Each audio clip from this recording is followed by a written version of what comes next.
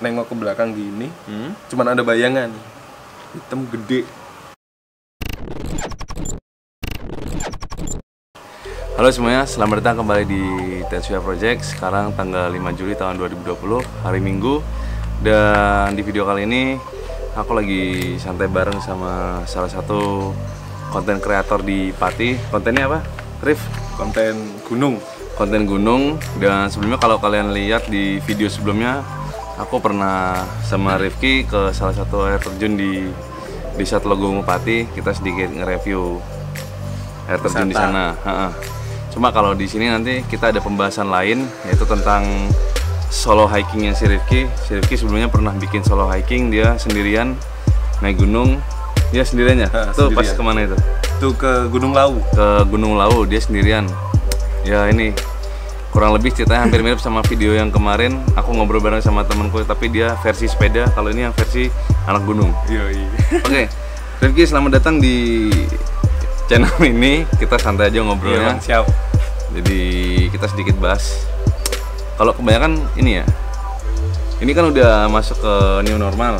Jadi mungkin beberapa tempat gunung untuk buat para pendaki kan udah mulai ini ya, udah mulai dibuka dan para pendaki udah bisa mulai mendaki kembali ya.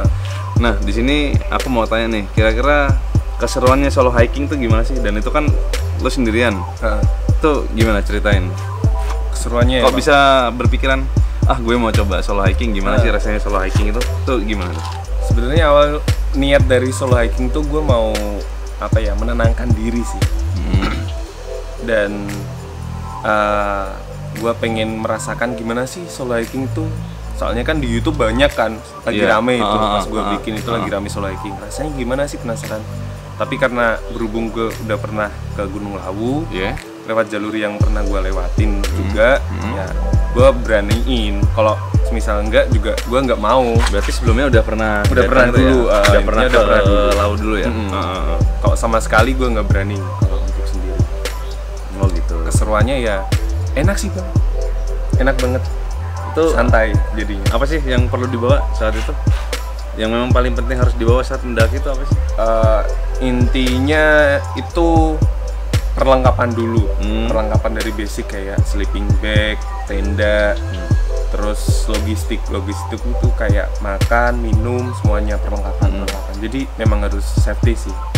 Karena naik gunung nggak bisa dianggap sepele. Nah, lo naik gunung tuh jalurnya tuh ada banyak atau memang hanya cuma satu jalur itu? Kalau jalur sekarang itu udah kelihatan sih, karena gunung kan udah sering didaki. Jadi mungkin udah banyak jalur. Udah kelihatan. Itu nggak ada rasa takut gimana ya? Untuk rasa takut sebenarnya ada sih bang.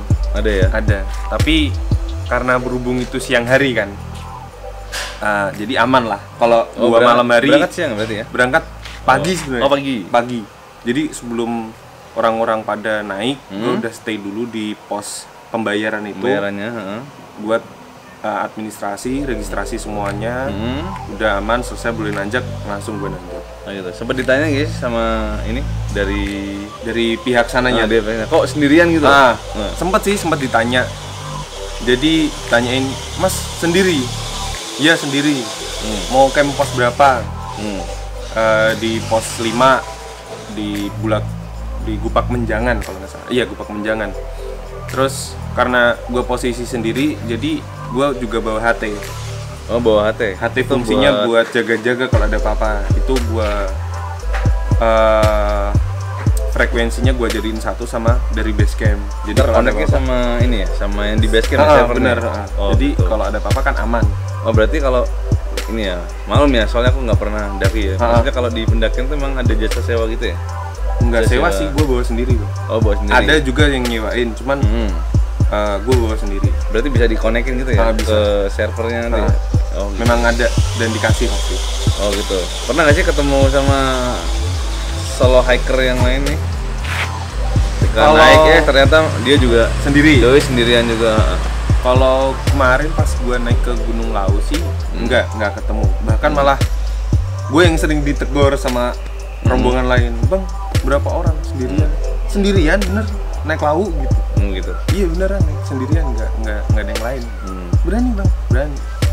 Bahkan di konten gue tuh kan gue juga bikin konten gitu. Iya, Buat melepas rasa takut sebenarnya konten gitu. itu. Jadi di situ di konten gue juga banyak, bang ini beneran sendirian, tanya-tanya gitu, beneran sendirian, sampai akhirnya gue bikin behind the scene-nya, jalan panjang, gue balik lagi ngambil kamera, ya gitu.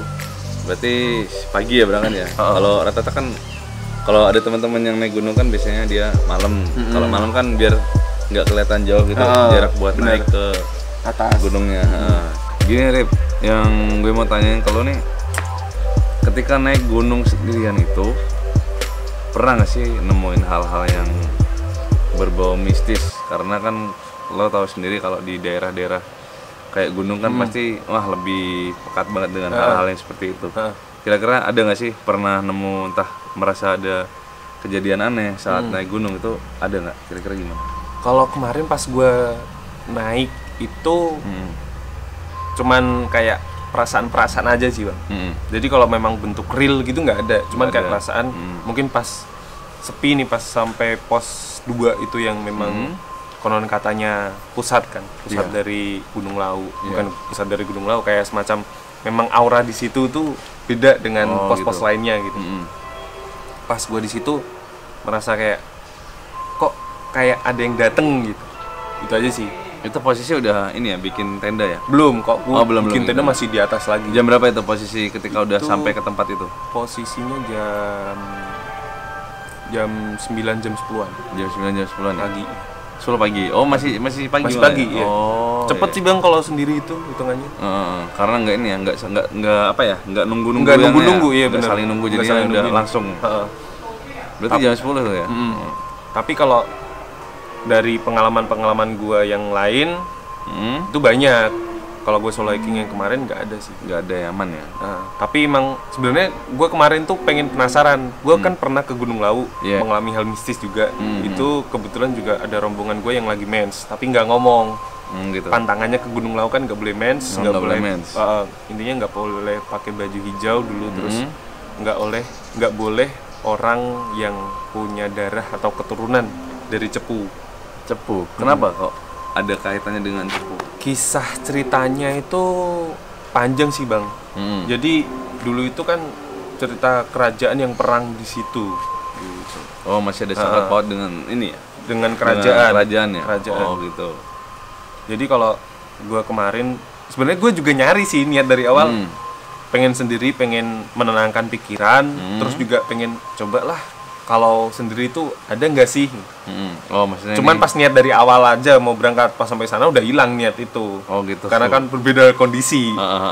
Terus malah akhirnya alhamdulillah dari berangkat sampai pulang juga nggak ada apa-apa. Oh alhamdulillah. Sip. Nah, yang ditakutkan sebenarnya kalau solo hiking sebenarnya santai sih, kita sendiri. Kalau ketemu kayak gitu sih, insya Allah nggak ada masalah. Cuma yang ditakutkan memang ketemunya sama-sama manusia. Nah dia berusaha apa ya, jahat sama kita kan, itu yang sebenarnya menakutkan itu. Iya bener. Tapi sebenarnya seru juga kalau solo hiking itu. Seru sih bang, seru. Cuman ya ada nggak serunya sih. Kalau lo memang bukan orang yang suka menyendiri, terus pengen seseruan di gunung, ya jangan solo hiking. Oh gitu. Nah ini tadi karena di solo hiking nggak ada kejadian apa-apa ya. Tapi kalau selama pasti udah ini nih, udah beberapa gunung udah kamu daki ya. Nah kalau pernah nemuin sesuatu yang memang entah dia nunjukin dalam bentuk wujudnya suara atau apa itu, pernah ada terjadi di gunung mana? Kira-kira kalau pernah? Banyak sih bang, gue sering ngalamin. Cuman yang gue buat konten beberapa yang bener gue alamin. Tapi ada beberapa konten yang belum gue buat sebenarnya. Ntar dibuat konten ini aja lah, spesial. Gitu. Jadi dulu gue pernah naik ke Gunung Ungaran. Ini belum gue buat. Itu bahkan sampai gak jadi naik bang. Kenapa gak jadi naik? Karena pada awal-awal itu pas maghrib kan, pas maghrib udah sholat selesai, gue naik via Mawar. Oh jalur ini ya? Jalur Mawar. Jalur Mawar. Itu baru sampai ke ladang warga, itu perasaan udah nggak enak. Kurang lebih jam berapa tuh? Itu jam 6:30-an. 6:30 pagi. Oh malam. Oh. Jam 6:30 malam. Perasaan udah nggak enak, teman-teman gue merasa kayak kok kayak gini banget gitu loh. Jadi hawanya itu kayak apa ya, kayak singup banget. Terus juga ada teman gue ngomong, kok di situ kayak ada orang jalan, tapi padahal itu sebenarnya jurang, Bang. Oh, jurang itu? Jurang. Karena gelap tadi ya, nggak kelihatan sebenarnya. Cuma seolah-olah kayak ada yang jalan. Oh, jalan. Gitu. Terus dipanggil kan, Pak, permisi gitu. Nggak nyaut. Responnya apa itu? Diem aja. Diem aja. Tapi semakin disamperin, itu makin disamperin nggak ada. Hilang ya. Terus karena perasaan kita udah, wah, udahlah. Itu berarti nggak cuma lu aja yang lihat itu? Gue nggak ngelihat posisi itu, cuman teman gue yang lihat. Cuman gitu. Gue merasakan perasaan gue emang nggak enak. Pas baru masuk itu belum pos 1 malah, masih jauh pos 1 itu. Akhirnya kita mutusin baru pos 1 padahal ya. Ya udahlah kita turun aja. Akhirnya ya sampai di warung warga, kan ada warung sih. Kita tanya-tanya, Bu, di situ ada jalur. Itu jurang, Mas. Nah, situ kita baru tahu, itu jurang kok ada orang. Tadi kita lihat ada orang di situ. Nah, sorry, berapa orang tadi berangkatnya? Sekitar 4 orang. 4 orang ya? 4 orang bisa cancel ya? Balik akhirnya. Gara-gara tadi ya? Gara-gara ngeliat gituan, terus juga perasaan udah nggak enak kan. Tapi jadi, itu semuanya lihat ya? Atau gimana? Cuma satu orang aja sih. Satu orang aja yang ngerasa ya? Nah, cuma kalau yang ngerasa semua. Ngerasa semua. Mungkin ada yang lagi ada yang lagi lewat di situ gitu ya. Jadi perasaan nggak enak. Yang penting udahlah balik aja kalau perasaan balik. Kita kayak gini. Oh gitu. Akhirnya nggak jadi berangkat. Akhirnya nggak jadi. Balik lagi ya. Akhirnya terus beberapa bulan lah kemudian tuh gue naik ke Gunung Kembang. Naik ke Gunung Kembang itu 17 orang di Gunung Kembang itu. Ada yang mens. Banyak kayaknya ya. Wah, itu kalau itu gue yang ngalamin sendiri. Gimana tuh? Jadi gue ngover nih orang yang mens. Karena teman-teman gue yang lainnya udah pada naik. Ini mbak-mbak ini tuh udah kecapean kan. Terus gue bertiga, teman gue cowok 2, gue 1. Gue yang paling belakang. Terus yang mens ini posisi di tengah-tengah. Jangan sampai di depan sendiri, jangan sampai di belakang sendiri. Nah, posisi itu posisi nanjak nih. Pas nanjak gue tuh bawa air Cleo yang jerigen itu, yang kecil itu. Nah, itu posisi udah berkurang lah, nggak full. Itu harusnya ringan. Pas gue itu berat banget Bang, masih positive thinking pada saat itu. Udahlah, mungkin sugesti. Terus jalan kok berasa kayak carrier gue tuh kayak ada yang megang, tas gunung gue tuh kayak ada yang gini-gini nih. Ada yang gerakin ya? Itu padahal di belakang ini? Di belakang udah nggak ada orang. Udah ada orang. Nggak ada orang paling belakang ya? Paling belakang gue emang. Terus pas itu gue nengok ke belakang gini, cuman ada bayangan hitam gede. Terus langsung gue malingkan pandangan gue dari belakang ke depan. Gue manggil temen gue yang di atas. Padahal orang 17 tuh ya? Itu posisi orang berempat berarti. Berempat doang. Yang 13 orang berarti udah agak jauh. Udah enggak jadi satu barisan berarti ya? Udah enggak satu barisan. Iya. Gue manggil karena jarak kan terlalu jauh. Gue manggil temen gue yang di depan. Gil gitu. Temen gue namanya Agil. Gil gitu. Gue panggil kayak gitu. Tanpa gue ngomong, dia baru nengok gini nih, ngeliatin gue gini. Terus langsung astagfirullahaladzim. Langsung di situ. Ya? Dia yang lihat jelas. Pas di situ langsung, wah intinya gue sholawatan sama temen gue sholawatan, terus sampai ketemu rombongan gue yang lain yang 13 orang tadi. Baru di situ suasana balik lagi. Terus kalau yang tadi, yang mens gimana jadinya? Nah yang mens sebenarnya kondisinya udah mau di gunung kan ada yang namanya penyakit hipotermia. Yang kedinginan tuh ya? Kedinginan. Nah dia itu udah ada indikasi ciri-ciri awal. Oh gitu. Dia udah mulai melamun. Emang ini ya? Udah diem gitu. Udah mulai bayang-bayang nggak jelas lah intinya. Ngomong pun juga udah nggak jelas. Tapi sampai atas gimana jadi? Aman ya? Akhirnya nggak sampai atas Bang. Dan itu gue jarak tempuhnya lama. Biasanya normal itu dari base camp sampai di pos terakhir gue akhirnya diriin tenda dadakan, kondisi miring, pinggir jurang. Yang cowok-cowok cuman bikin kayak semacam shelter dadakan. Shelter itu kayak kayak tenda tapi nggak kayak tenda Bang. Gimana tuh? Kayak tenda teratak gitu, kayak tenda biru gitu. Posko gitu ya? Atasnya aja yang gue buat anak-anak pada tidur. Posisi miring itu dari base camp Gue inget jam 6:30 malam Bang. Jam 6:30. Sampai pos itu jam 4:30 pagi. Kok lama ya? Hampir Lama 12 banget jam ya? Iya. Itu yang gue kok lama banget. Pas sampai base camp gue tanya, wah ada yang nggak beres itu mas kamu sama rombongan. Gue nggak tahu kalau ada hubungannya sama mens ya. Iya. Karena pas saat itu positive thinking aja kan. Memang jarak tempuh, waktu tempuhnya itu standarnya 3-6 jam. 3-6 jam normalnya. Ya, normalnya 3-6 jam. Kalau gue dari 3 jam lari tuh. 3 jam ada Bang, lari. Bener. Ada. Maraton ya. Siap. Gue kehadiran sama teman-teman situ sih. Dan akhirnya besoknya kami turun dievakuasi. Gara-gara yang mens itu udah nggak sanggup lagi buat jalan kan. Oh gitu. Akhirnya ada teman gue yang inisiatif, udahlah gue turun dulu ke base camp buat calling anak-anak base camp karena pada saat itu kita nggak ada yang bawa HT Bang. Nggak enaknya gitu kalau nggak bawa HT. Jadi ada harus yang mengalah buat turun ngomong sama orang base camp buat minta dievakuasi. 17 orang file ya jadinya. Iya, nggak jadi ke puncaknya ya. Nggak sampai puncak. 4:30 dari jam berapa? 6:30 malam sampai 4:30. Hampir mau 12 jam berarti. Iya. Lama banget kan. Gue itu sampai heran-heran ya. Ini alasannya kenapa gue nggak pernah naik gunung. Karena satu, kalau gue naik gunung gue bingung juga, satu gue mau boker di mana nanti. Iya. Biasanya gitu kalau gue tiap pagi pasti kebetulan. Biasa nih, udah penyakit pagi. Normal. Kayak aku bingung kalau nanti naik gunung, udah gimana ya? Katanya kan memang kata anak-anak kan ya nggak ada, memang harus mau nggak mau ya di sedikit. Kalau nggak ya di tempat mana gitu, cari yang jauh dari jalur pendakian biar nggak kelihatan kan.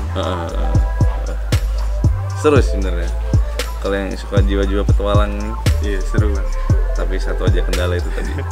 Ada tantangannya, itu bisa jadi cerita sih sebenarnya. Iya, benar.